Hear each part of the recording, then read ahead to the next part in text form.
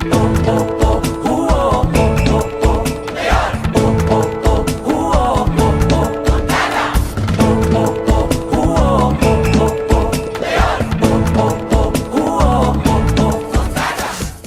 ko akalain ang ating mga punong barangay ay tahimik na nagtatrabaho. At ngayon ay ipinakita nila ang kanilang galing, ang kanilang pagkamalikhain, at ang kanilang mga produkto, kanilang produkto ng bawat barangay.